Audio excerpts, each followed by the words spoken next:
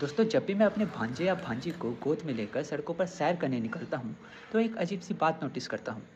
मैं अपने रास्ते चल रहा हूँ एक साधारण सा चेहरा लेकर, जैसे मुझे सब पता ही हो इस दुनिया के बारे में।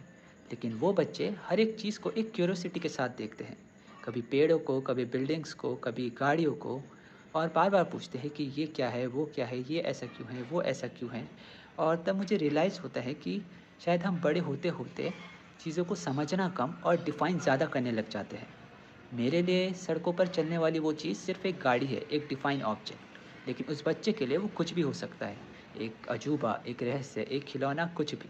जैसे जिदू कृष्णमूर्ति जी का एक कोट है, the day you teach the child the name of the bird, the child will never see that bird again. जब हमें बता दिया जाता है कि हमारे लिए ये चीज़ ऐसी ही है या ये काम इसी तरीके से होगा, तो हमारी जिज्ञासा ही धीरे धीरे खत्म होने लग जाती है। हम उस चीज़ को सिर्फ उसी तरीके से देखना शुरू कर देते हैं।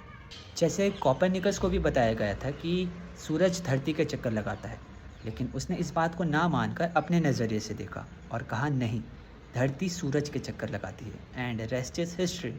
तो कहने का मतलब ये नहीं है कि हम बच्चों को या लोगों को बताएं ही ना किसी चीज़ के बारे में, किसी काम के बारे में, पर उन चीज़ों को उन पर थोप देना उनकी क्यूरोसिटी ही मार देता है, और वहाँ से विचारक नहीं, मशीनें पैदा होती है। हमें लोगों को उनके नज़रिए से भी दुनिया को देखने के लिए आज़ाद छोड़ देना चाहिए। And the most important thing कि वो खुद को भी आज़ादी के साथ समझ पाए।